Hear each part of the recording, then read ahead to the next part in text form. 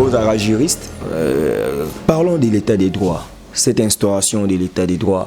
Oso croire na yango, oso mona ba signaux forts il y a état des droits depuis la nuit. Attends Mukete parce que l'état des droits zanini ça judiciaire hein. Est ba futa ba to à l'heure. Na hôpital au distillé à Pamba. Sur Sombaka. État des droits oyo bata parti moko ba kitsi drapeau ya mboka ba tia bango ba interpeller bango te. Obi ke caméra ibi état des droits kangi eti. Bon, nous avons percevoir dans l'entalité aux états de droit aussi que c'est ça comme déclaration responsable. Mais portez plainte. Na moi n'a pas droit de caméra a détourné combien au fait parce que ba bien détournement il y a combien. Mais juste na corps à jugement et la paix montante. Voyez un peu. Même la justice qui rétablit la vérité n'a pas rétabli la vérité. État de droit c'est quoi droit pénal chinois té. Qu'on excuse za la gâté pam non. Mais ce qui réforme ngana lingi ba élection à lobby ba exclure mototé. Ce qui réforme ko senga que pour na kimia si pour la paix demain to tia ba base non ce que Kabila peut revenir comme candidat où est le problème peuple n'a retranché on peut se réveiller un bon matin Kabila Koufi arrêt cardiaque c'est ko loi bosaki pour na est-ce que bosoki wapi boeskria ki bemba boeskri Moïse solution bozuya boskri Mozit ozu solution te to meki simite bo to ya bisonyon MLC aza partant que ceux qui ba okende pour na partager pouvoir aza partant même bo perda pe ba tebeleka na ba dossier wana na ba concertation to perda ba to meto perda MLC que partage de pouvoir qui être ministre qui être ceci tout ça kunante nous on balise les chemins pour l'avenir mais s'il faut pour Congo Tambola qu'à un moment il faut pas réviser pas qu'on sait faut pas réviser d'ailleurs faut toujours on a deux tours. Normalement, il faut toujours en deux tours. Ils ont un article belé, il faut qu'on révise. Basile Olongo, député national, il a fait 2 ans ministre, vice-ministre intérim, puis Asaraki intérim. Si cela sort de lui, on a vu vraiment beaucoup de pardon, ils ont passé. Élection, ils ont plus de discipline et de citoyens. Donc, Basile donc, avec Mukuna et Ponayo, c'est pas la vraie justice. Je ne sais pas si au cause de la quitter. D'abord, Tobenga est évêque. L'acte posé des scandales, même s'il n'était pas arrêté, même s'il n'était pas parti en prison. Déjà, l'acte là est décrédibilisé dans les Mogamukete. Pour la nini, Chibola Azalaki, moi si interprète. Pire Nani. Mukuna, Akongo Dame. Mais Godempo Yazaki, wana aeko soutenir. À soutenir Nini, on va soutenir Mukuna, on va soutenir Nini. Normalement, l'acte qu'il a posé, il fallait battre en quarantaine.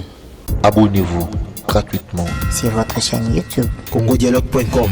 Abonnez-vous gratuitement sur votre chaîne YouTube congodialogue.com. congodialogue.com. www.congo masolo Congo solo là.com. Kitoko. Bobby Ronaldinho le King is back. Bolandaka mingi Congo Dialogue Francine Ngembe mission www.congodialogue. Voilà, très heureux de vous savoir nombreux, vous qui nous suivez partout en ce net moment chez congodialogue.com. Et voilà, les autres, ils ont un cadre masola politique. Otoye penza ko zwela bino moi politique o bomesana na epe mingi na plateau na biso ya masola politique ezali bongo maître Joe Ngoto wazali cadre na mouvement de libération du Congo mais mingi to koyambaye ça vraiment analyse politique sur des faits sociopolitiques awa na Congo démocratique parce que depuis une semaine actualité ça moi bougé moins trop yangwana to yaki ko zoyer pour toye ba pe makanisi na ye na o Italie Congo démocratique. Maître Joe, bonjour. Bonjour Ndeko Steve. Il a fait un makasi collègue na plateau na yo na pesi ba internaute nyonso mbote et puis na bina bango ke Congo ya biso to kotika te kufa biso se photo tellement poto to tombola yango Congo na biso tokotika te kufa mais déjà na niveau ya Senko kuna na interdiocésain ba assise mo ebandi wana ba lobi ke faut ba luka ba la réforme électorale mais ba partie prenante mususu bazoya te pour eux ça dialogue qu'est-ce qui se passe au juste dans ma scène cause informer tous informer aux politique quand même Naza informé parce que nous sommes basés kuna on a comme la ouverture maman bazalaki parce que Bemba qui n'est pas ambassadeur des États-Unis ba expert nous sommes bazali donc tous impliqué na habité na Congo et balobaka de la discussion jaillit la lumière mais na Congo balingi discussion te balingi ko solo la te mais lumière ko utawapi biso bawana toyokani tofandi place moto raisonner to peso ya biso makanisi ndenge nini tolingi lobi élection salma na mboka seni ezala organiser mabe wapi bamsu peso bena makanisi na bango neti ndeko lutundula a déposer que yayi o pe baye to sali somme wana ya ba makanisi to bimisiro kwa malamu pona avenir mboka na moni mabe moko te. Est-ce que beaucoup de dialogue ezaka po bakindi basuka kana pouvoir kongeta pouvoir wana bazobia ta makambo pouvoir te parce que bato bazo solo la yango ba pesa ka pe pouvoir te alors c'est quoi pesa kana pouvoir oyo organiser yango congolais wana nani kauti na Liège wana Belgique ka congolaise ye a pesa ka pouvoir te mais bazo banga nini ezaka makanisi to bimisa to pesi c'est tout. Voilà, maintenant ozo baboye to poussa na peka na dossier ngo pe ya dialogue mikolo mambozo tambola avec les 13 parlementaires tout moni ba monana ki na Adolphe Muzitu ba sololi mambwana kokene na schéma ya dialogue na ndenge bango bazolinga wana pona ko réformer seni ko réformer ba certaines institutions et comme mabiso na risque te que ba lisusu ko réviser constitution beaucoup. Mais s'il faut pour Congo tambola qu'il y a un moment il faut pas réviser pas qu'on sait faut pas réviser d'ailleurs faut toujours on a des tours normalement il faut toujours on a des tours ils ont un article belé on a il faut qu'on réviser même boka nyonso to tambola ba to azaki na période on a un plus 4 ba moneke mboka ka tambola bongo to tambola tout le monde qui va blocage ezali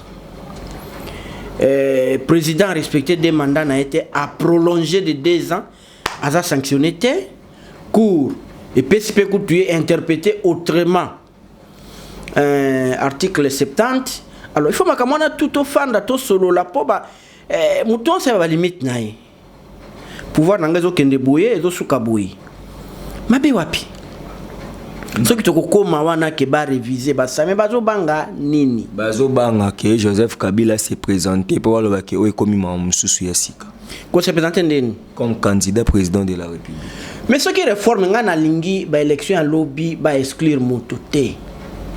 Ce qui réforme ko senga que pona kimia umena bandia na bi Congo na biso to kotika te dinda tout voter les mélange si pour la paix demain to ko tchaba base non ce que Kabila peut revenir comme candidat où est le problème peuple n'a retranché na zo mona problème ko zawana te pourquoi ko sala ba loi et ko sala ko faire au-delà na biso à venir to tiang pona bato on peut se réveiller un bon matin Kabila Koufi arrêt cardiaque c'est que loi bosaki pona est-ce que bosoki wapi faut tout ça la loi impersonnel n'est principe ezalaka équipé mututé c'est que ça que bon boeskria ki Bemba boeskri Moïse solution bozuya boeskri Mozito bosala raboy bozonga bo akiso tulonga na deux tout na un tour aux solution aux solution te to meki simite bo to ya bisonyons to solola donnons la chance à tout le monde oya koleka normalement va voir réellement exprimer va proclamer où est le problème.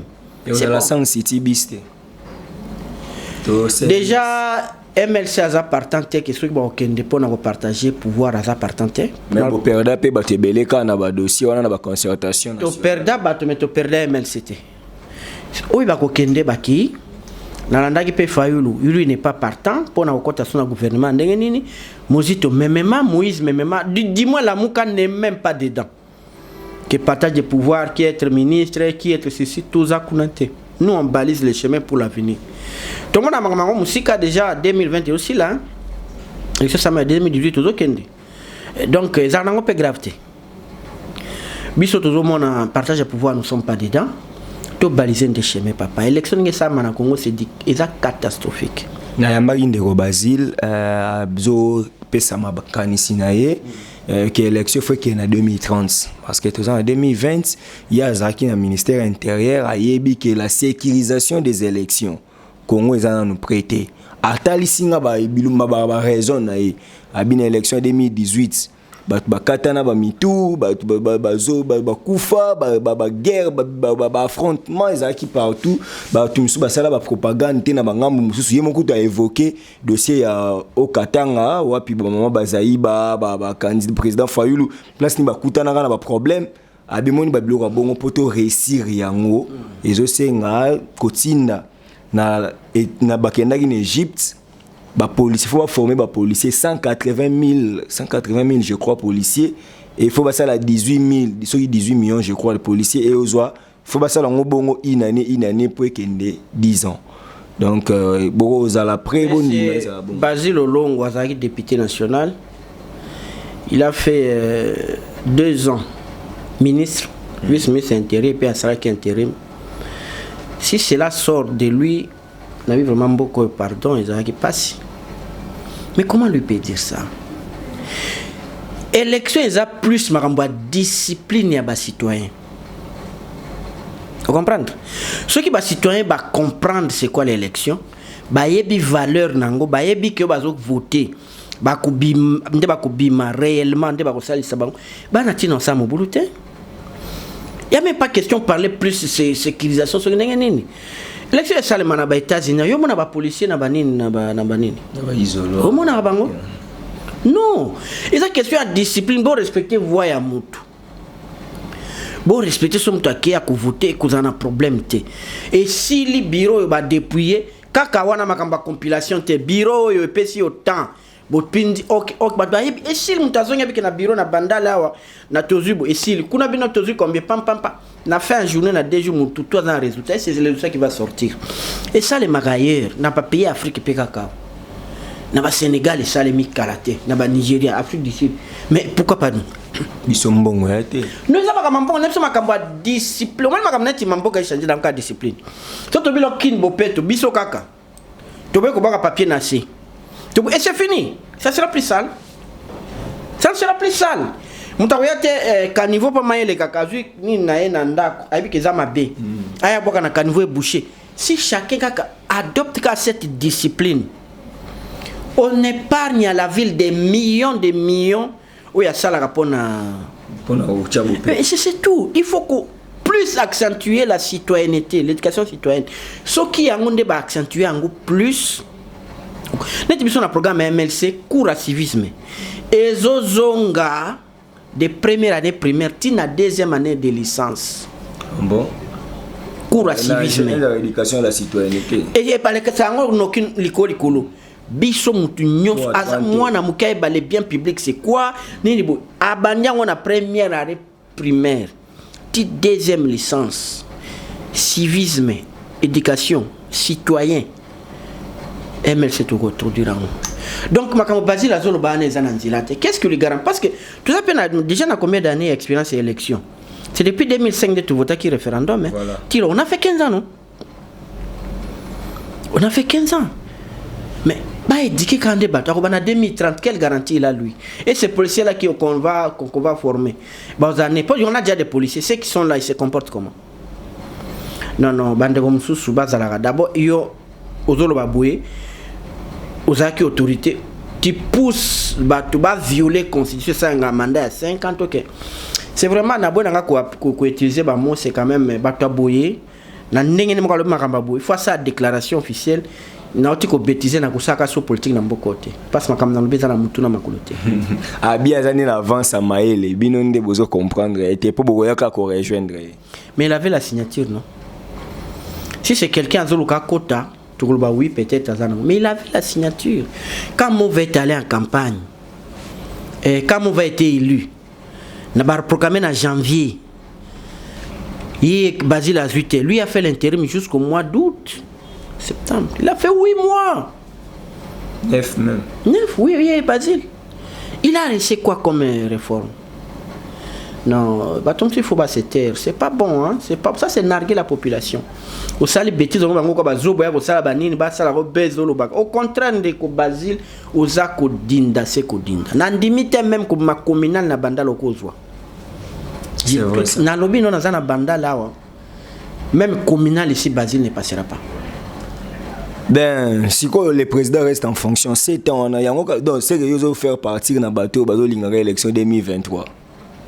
Et Zangaïté, ils ont la constitution, les mandats de 5 ans, renouvelable une fois. C'est ce qu'on doit faire. Où est le problème? Pour mes alliés, il fallait bateau, il a habité quand même. Le pouvoir, il n'a fait que ça fustiger bateau. Il est déjà là. Ça c'est son recensement. Comme ça, tu as un enrôlement. Parce qu'avec le recensement, tu vas voter autant. Et puis le recensement à Congo, comment moi facile ce qu'on peut. Le lot est de salami que 80% ya bano babotama lelo na Congo, babotama na kati ba centre hospitalier. Babotama soutien na kati ba zamba tout ça donc faciliter à établir ba acte de ba certificat de décès, ba acte de pardon, de naissance ezali. Il y a déjà une bonne base. Pour tout ça, le recensement, il y a bientôt combien de botamaka. Donc, je dis bien 80% de botamaka na Congo, lelo, botamaka na hôpital. Donc, toi, on a un avantage. Surtout ça, les recensements, il fallait les aller vraiment et là, quoi, c'est aussi ici. Par exemple, bon, tu as autant de personnes qui ont âge à voter. Il faut s'inscrire, il faut voter dans la bandale, il faut s'inscrire, c'est tout, ça sera simple. 8 mois, 10 années, 2 ans, il y a enrôlement et qu'on a noté. Donc, on a tout le temps devant nous. Le recensement opère aux attentes. Le recensement aux attentes, papa, les loyaux. Avec le système Nabino, il y a Android, c'est recensé dans ta moquette. Moi, je s'est développé. Ils ont promis de faire un bureau à Bandale, ok, boué.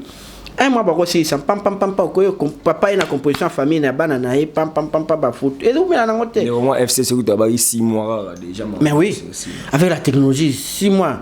Peut-être qu'il y a plus technique que moi, après 6 mois, je lui fais confiance. Et si, c'est pas question de une année. Et quand on a déjà le recensement, les citoyens congolais, c'est fini.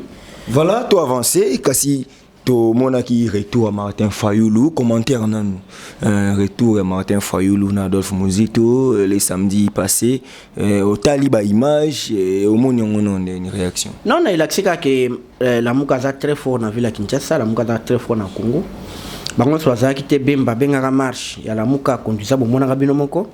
Bango bazongi donc confiance wana ya population par na leader na la Muka ezaka intact, c'est ce qui nous réjouit. Ezaka intact na sepeli nango. Voilà. Mais absence à Jean-Pierre Bembezo loba tisi koyo bat bazolela azaina kin abimakite mayete problème ezakini. En tout cas na yoki Fayoulou se plaindre te ba konzi basola entre bango c'est pas ce qui s'est passé. So basola ki ndenge nini omoni ya musupe zalaka il faut pas goya au voler peut-être moninga vedette. Ou bien zalaki soki Fayoulou azwaki batubé po bayaki pe pona Bemba. Non, nous allons démontrer que Bemba salaki batu, Fayoulou peut sali aza batu, donc la muka zani na batu belé. Que les gens ne prennent pas ça na ndenge que son ndenge nini. Pas je sais que si Bemba était là, les gens et balingara Fayoulou te aller s'appuyer sur Bemba pour dire lui il est déjà fini si c'était la présence de Bemba. Alors tout l'axi bango pe que le Bemba bi non biso to za équipe to senga ki na batu na biso ba kende samba drapeau na biso samba ne pas saki journée à Fayoulou na Muzito koyamba bango. Nous n'avons pas voulu que tchatcha ba drapeau na biso, mais nos gens étaient là sur le terrain koyamba ba leader na biso bazongi. Les courants se passent très bien. Ndenge basi ba mona na bango pe bazo sola na bango, il y a rien. Bat balukaka ko kabula wana. Au contraire, on devait plutôt nous encourager parce que l'opposition est pas koyokanaka, mais nous sommes soudés. Nous sommes soudés donc. Babila muke comme coquille vide. Coquille vide plus de ceux qui devient mieux bazaki na balabala wana. Comment les gens les miti bazaki na miso ba mona obeba mona te. Coquille vide batu bazane ngona. Sur le plan organisationnel, Moïse il s'était Bemba, n'en parlons pas. Et puis les gens disent que on dirait Jean-Pierre Bemba na Moïse, on est moins trop proche na pouvoir à Kinshasa. Na ba fait nini. Les gens parlent, racontent des choses, n'est-ce pas? Mon Bemba za na anakina wa silence. Après ça makani siliso. Mais ngana ebité so kompenaka la muka bien. Le président mais siko na mona mboka Muzito. Il était confiné à Paris. Bemba ne pouvait pas prendre des engagements lobaka en dehors naïe. Et puis Bemba ne peut pas commencer à dire trop MLC. Ça peut déranger. Biso toza batu amibeko.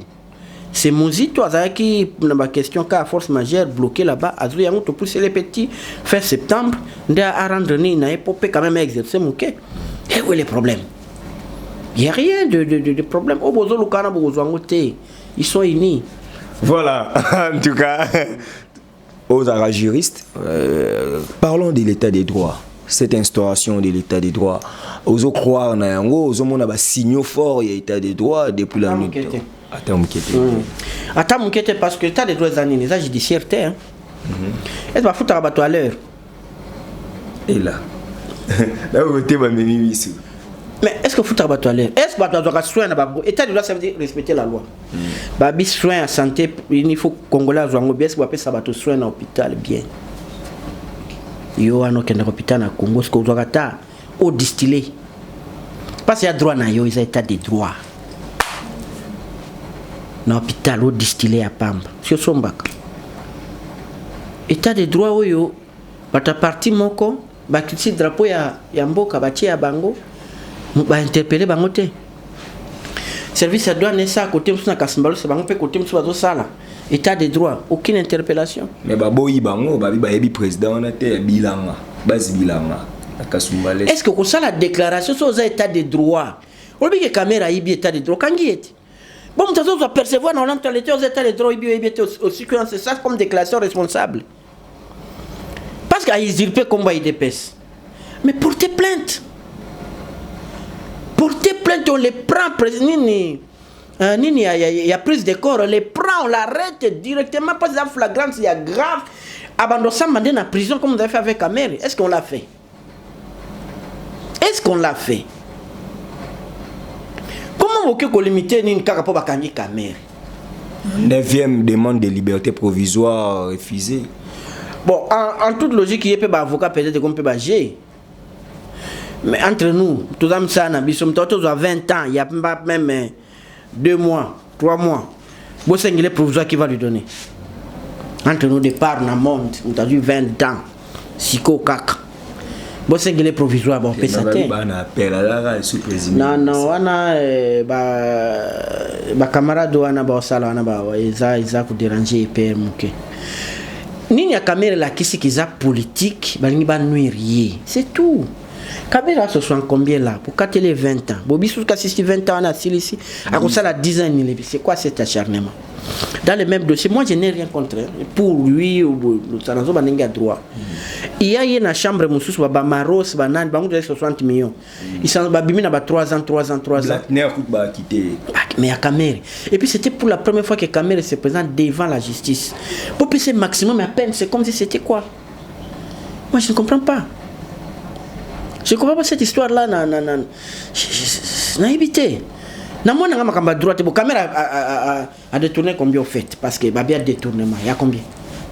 Mongo ya comment? Combien? Ma maison préfabriquée. Combien? Et comment il a 12 millions? À peu près, hein? Mais juste na corps à jugement et la paix montante. Mais biso peuple te réclamer combien? Kaka vague il a détourné vague. Bon ma maison est zawana. T'es avocat ya Jamal, monsieur Jamel, le but on besoin il a 3%. Il y a c'est que caméra 2 millions. C'est que caméra détourné 57 millions. Ouais un peu. Même la justice qui rétablit la vérité n'a pas rétabli la vérité. Il y a un problème. Il y a un problème. État de droit nous le voulons. Tolingi yango pensa. Mais quand la présidence fait les dépassements, il y a des millions et belé. C'est pas l'état de droit. Quand un militant ça a démenti.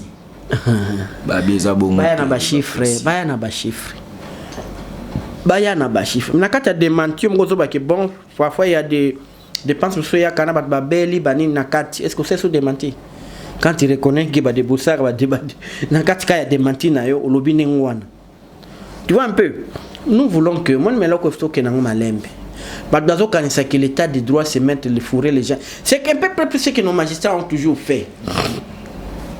Kuranga soko kangi motondo la kiko sala justice. Pas soke na makala okubanga yo za kilobi kuna. Papa, 90% batu bazana makala na bazaba détenu préventif. Mais c'est ça normal. donc mutaza na makala sali 8 mois lelo ina n'epoka ka bakuta bango na kwa bazo bunda wa ibi téléphone akena commune ba 5 famille na na 100 famille ba na 100 mutuka ya nini ya makala yale ba magistrat ba magistrat bande ngana ba kota na kati o ba liberté totale wana na lobby ngwawa na ba message na biso pardon namte ça n'engage que moi. Ils sont plus nocifs que nous les politiciens. Parce que ayo qui passe c'était le que subornation égale à corruption. C'est les sont les magistrats haute cour. Subornation égale à corruption. Na arrêt. Ou le président de la qui reste en place, c'est Ngolo Bakiako Tikalata 20 ans. Haute cour les magistrats. Tant que vous banda quoi. Et du coup, ces gens-là, parce que le régime est changé, du coup, comme blanc. Quel autre la bango, même à Katakama Kamel. Un magistrat ne touche pas plus de $1000, 1200, combien. Mais tu as dit pas qui n'a. Pio Bakini. Ah, tu as un Bah, amende. Amende, ça y a à l'État. Vous voyez. Mais amende, dans le nouveau Zahir, il y a un code pénal. Ils sont tous dans le jeep. Il y a Minen et Basirendra Minen. Ce sont des commerçants. Et bien, c'est interdit à commerce. Alors, incompatibilité. Mais aux hommes, normalement, quand on met des droits, Tommy Soukoula partout. Ils étaient Bayanke, Moko Bonne, Maman Nanya Lobby, Maman Mabunda, République des Juges, les Sangaya Bassan, tout ça, on a catholique, les Sangaya Bassan, tout des bango. Alors, bino, les politiciens, tout Kangakabino, tout Dakabino, tout ça, la Raboué, Bison, tout ça bien, t'es bon côté. Tout ça, dans ces bisons, c'est total. Maître Moni, quand même en état de droit, journaliste Perrault, notre confrère Aza qui est invité dans le parquet pour la diffamation, propos mauvais qui peut bien face à ministre de l'économie et puis outrage à chef de l'État, état de droit Kakati. Non, mais est-ce que depuis qu'il y a un ministre qui n'a pas en prison, c'est parce que Bisson a Congo a tout le histoire terre. Donc pendant Bisson vient Bandaka na Bisson le belelo. Mais Mindele Bakendara parce que histoire Bakangaka yango. Il y a eu des gens qui sont allés en prison avec un Guadondo, procureur général là. Il y a eu des gens, des DG, des commissaires d'État qui sont en prison. Tout le temps, il y a des familles Bango. Il y a eu des gens. Ils ont les lotés. Il y a eu des gens qui ont été comme Ngoïka Sanjiwane, salement avec Mobutu. Et puis, ils vont regarder dans le village, ils vont appeler ça l'État. Et salement dans Mbokoyo. C'est pas nouveau, c'est pas parce qu'il y a un engagé qui a une moto, jamais si on a une moto, il y a un bandit. Té, ils ont là.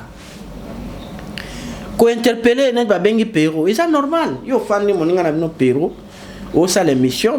Micro, ils ont rappelé mon amélengi, n'importe quoi. Vous avez cette dame-là, telle que vous la voyez, qu'est-ce qu'elle peut sortir de bon? C'est trop grave. On ne peut pas se jouer de la vie des gens. C'est ça le commentaire. Aux yeux politiques, mais n'allez pas dans des vies des gens, dénigrer les gens, tout ça. Côté vous avez péché ma casse. Il y a des gens qui font des bino, non. Au comment on dit, c'est même de là, il peut pas. Mais non, mais. Azali Osamousalanaï, il peut commettre des erreurs. Tout le monde va politique, tout le monde va yaka. Sarkozy a son candidat. Donc, on t'a dit que qui m'a fait erreur et chimbité.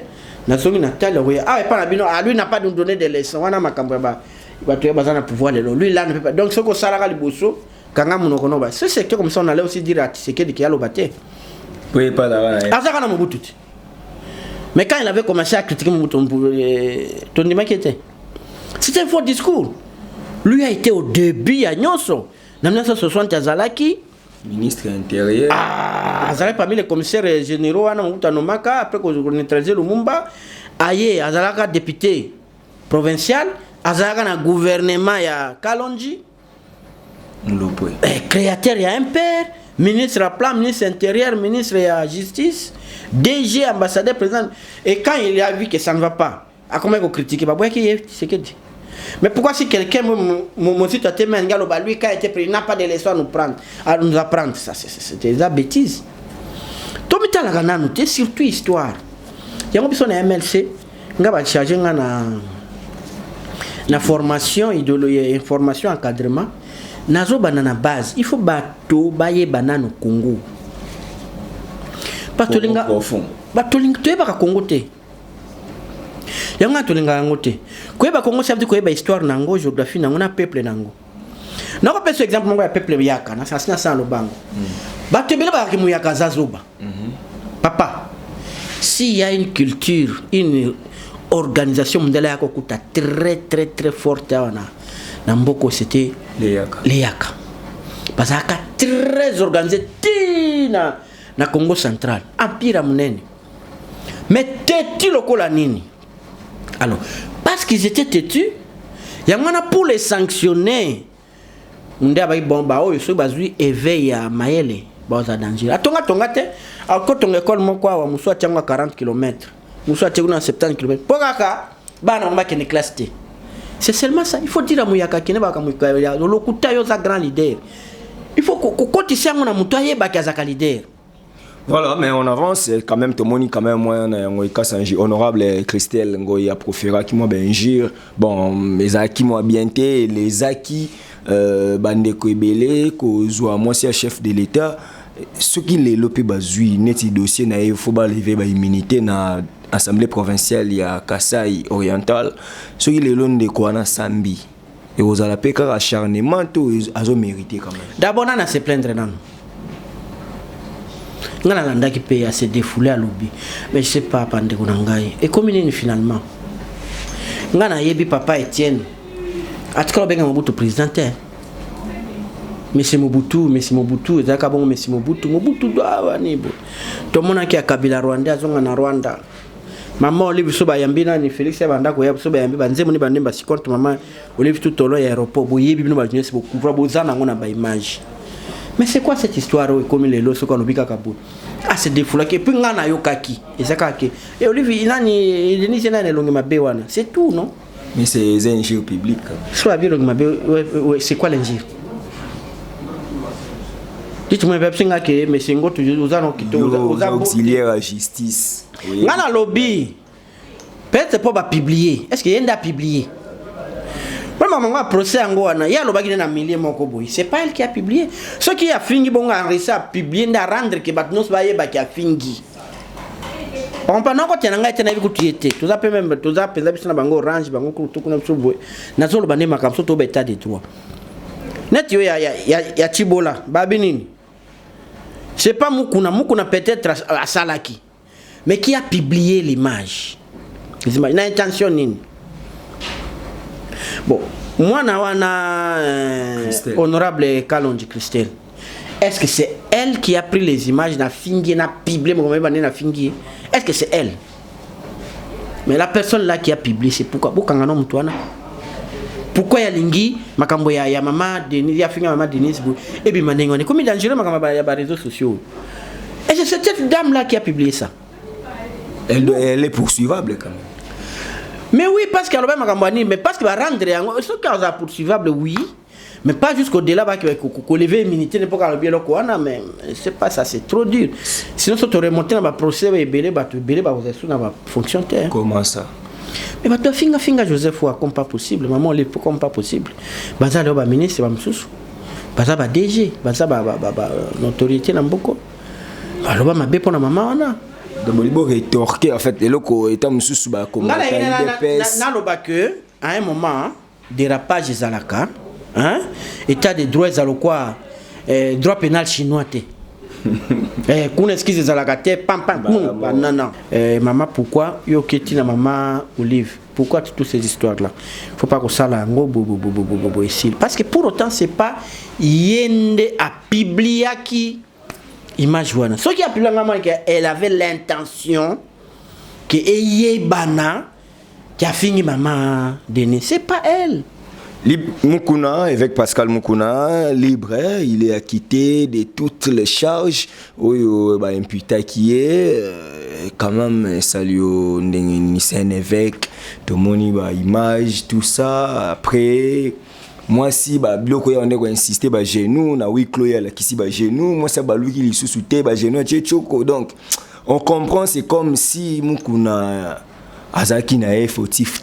Aujourd'hui, quand même, la justice est rendue, il est libre. réaction à Djoringo. Bon, au moins, je ne vais pas à huis clos. Moi, je vais pas dérouler des belles réalités. Mais les images que moi j'ai vues vidéo, c'est ça qui est à Moukouna.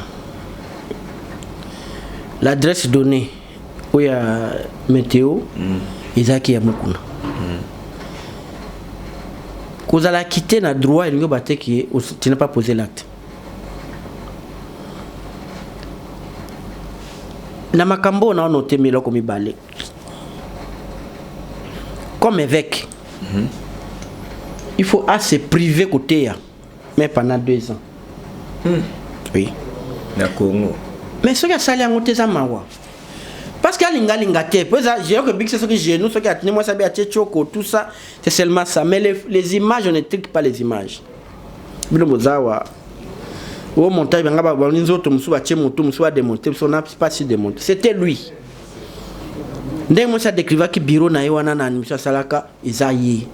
Donc pour un évêque c'est scandaleux. En tant que Moutouboui, c'est scandaleux. Bien qu'Aza a quitté, moi je ne vois pas comme pas possible. C'est comme ça un triomphe morobo. On éveil patriotique, mais deuxième non. Deuxième on éveil patriotique na mon Koufi. Éveil wana ndimite ça masusu parce que l'obine façon à mon IDPS baye kuyamba mukuna je ko lelo bazana programme akene na 10e rue c'est que zara ngazaki nango éveil patriotique tiki nango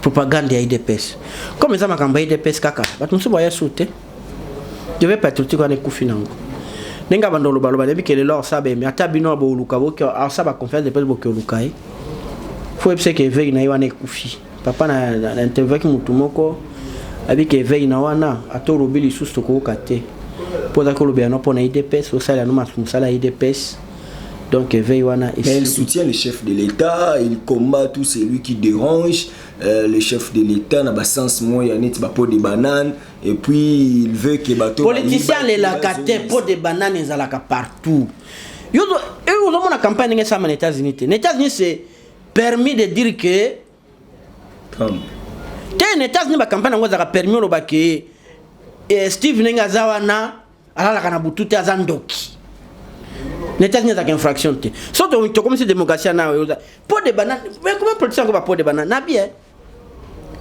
Tu sais que le père IDPS a fait quoi? Des ramba 37 ans IDPS nyon sur les gars capot de banane ni baninga. Yeko tu pot de banane ka ya neko timu la finali buli boso baninga ba koyen. L'IDPS n'a fait que ça. Mais encore les latins yo sala kande musala. Et puis on venga pot de banane ya kanini. Moni mboka ya évoluer kanini. Au moins les lois année sili gratuité. C'est un pas non. Ce qui lobi ba consolider ango. Si on peut s'allier fort à quel côté à santé, il peut terminer son mandat, soit à sa réalité. Moto à quoi après, je suis sûr que ça sera Jean-Pierre Bemba. Couverture sanitaire, na nini gratuité a déjà acquis. Il y a qui attaquer Banzela. À quel Banzela na bilanga. Parce qu'il peut réussir. Oya quoi après Bemba. Il y a qui le bon. Le col a déjà gratuité et enseignement et comment nango acquis, couverture à santé et comment nango nini, banzele za ko salema bilanga ya ko kende. Yango na mboka etonga makana ba étage. Et to lo baka ba benga ngo pot de banane za kanini.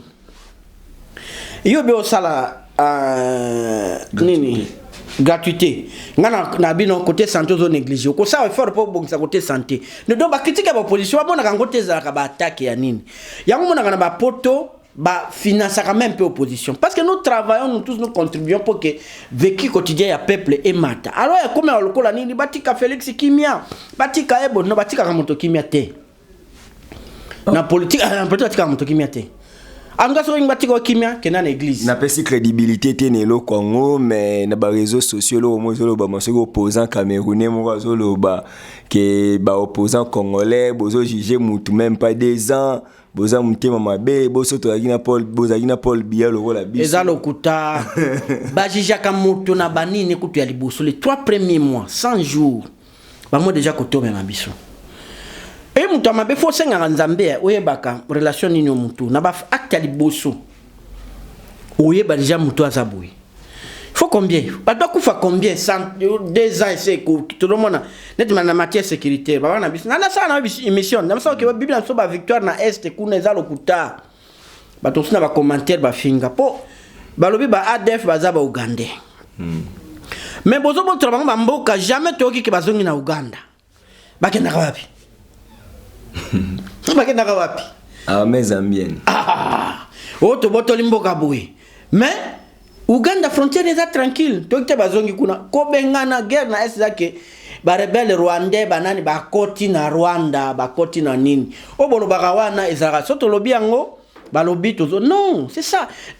Donc lelo mboka armée zambienne comme tout bon de la Zambie. Ah. Papa ba mikolo ba otalanga ba ebi ba bomaka 4 Zaïrois moko na frontière ya Zambie. Mobutu akita kuna na Lubumundunda 630 alata na yeba namona isi image wana na mwana alata kaka abakos ya bilamba sans écharpe kaka na aéroport façon lobelaka vie Kenneth Kaunda. Cher aîné, que ça soit la dernière fois que mes frères zaïrois soient abattus comme des gibiers. Prochainement, si ça se répète, mon armée entrera dans votre territoire à 30 km. Mobutu alobango boye télévisé sur les archives. Eten Sakobi Misanga matin à Viazunga. Kaunda obanga il s'est jamais pris pour Dieu loko. Mais si koyo tout le monde bobi manano ah non to maté bossa notre traçage tous assure que bouille ah vraiment. Voilà, donc avec Mukuna et Ponayo, c'est pas la vraie justice au monde. Ponanga, je sais pas ça, na bino au cause à la quitter. D'abord, to benga évêque. L'acte posé des scandales, même s'il n'était pas arrêté, même s'il n'était pas parti en prison. Déjà l'acte là est décrédibilisé dans les mois mukete. Avant de 2 ans. Maintenant que ba mikolo tu église wana ba kimi ya ba ke. Pona nini? Chibola azalaki moi si interprète. Pire nani? Mukuna akongo dame. Ba vieux to koma donc ta mo tuna momine ngala moni yona zaka neveki. Mtu ta mo douter. Quand tu peux vieux, allez ka pena na momine bisoto na ba. Moi ne pesi faux. Mais Godempo yazaki wana aiko soutenir. A soutenir nini? On va que soutenir Mukuna, va soutenir nini? Libération ninga na bango mosa nzambe. Normalement l'acte qu'il a posé, il fallait bâtir en quarantaine. Voilà. Ça c'est trop fort. Dans lobby na yo acte a posé. Au moins avec na biso monga da catholique à Lyon. Ouais. Andima qui pas sanctionné non pas qu'il a sali parce que il a couvert ses prêtres. C'est pas lui qui a fait la pédophilie. Mais Boyaki, il y a un règle qui il a la conscience tranquille que na sisi on va se confesser na sisi donc quand dénoncer on a justice mais il faut dénoncer la justice. Si c'est comme ça pour la dénoncer bangote na ndimi na ngai bolongola ngai au moins niveau c'est pas lui qui a posé l'acte mais il a posé acte besoin qu'on soutenir yo na nini plein à danger. Je suis bino. C'est mon voisin, non? Tout ça est 400 mètres. C'est mon voisin, vieux. Plein lobby grave. Et suite, mais ça n'a pas si Congo. Au moins, niveau de quoi na immoralité. Mais les vieux gaffés, les images sont là. Voilà, tu as souka émission. Souka que Congo, on a l'obagango, on a répété mes coloniaux. Pour Congo se développer, il faut que chacun de nous prie individuellement. Quand la politicien tenanité a sa décision. Il y a que se développer, il y a que développer mbok. Si chacun dit qu'il faut na longwa na situation dans zanango na s'améliorer donc à kuluka musala à ko travailler osani na bela pas pambate à ko soigner tout autour na yé tout ça propriété ko zala donc que la décision soit d'abord individuelle et tout ça l'ensemble ba tout nyos va motiver. Il y a changer Mboka, ça sera facile pour nous tous. Et le Congo va se développer. Voilà. Théokomi Nasuka émission. Comprenez que nous sommes ici en direct de Kinshasa. C'était Joey Ngoto, maître Joey Ngoto, au cadre d'un mouvement de libération du Congo. Vice-président interfédéral. Interfédéral chargé à formation, encadrement, et porte-parole à la ville à Kinshasa. Voilà. Et Zalaki et Toromina Souka émission, vous comprendre que quand il s'agit de la RDC, il faut parler. Les loyo, boyo qui vraiment makanisinaye, na mamdengezo tambola, tout le bel sujet très important, mambo dialogue, mambo état des droits, mambo tellement important. Les lo yakolo, commentaire ezebele, te quand tu le peuple congolais mi bundela. Pour ça, mi bundeli te muto bundela yo azate, mais quand même tout le monde Jean-Pierre Bemanama ma camer, ezakini. Bon, comme ils n'ont pas préféré faire une déclaration, voilà, Tom Souka émission, merci na Starly Lima, yemtazaki na prise de vie, merci na Batunyoso Obozo soutenir émission, merci na Francine Ngembe, donc la grande dame. Ngana bino to kutani mbala ya sima peuple congolais quand to loba puissance ya liloba eleki ya lisasi kimia e umela na mabota na bino to kutani mbala ya sima na numéro ya sika. Merci. Abonnez-vous gratuitement sur votre chaîne YouTube. congodialogue.com. Abonnez-vous gratuitement sur votre chaîne YouTube. congodialogue.com.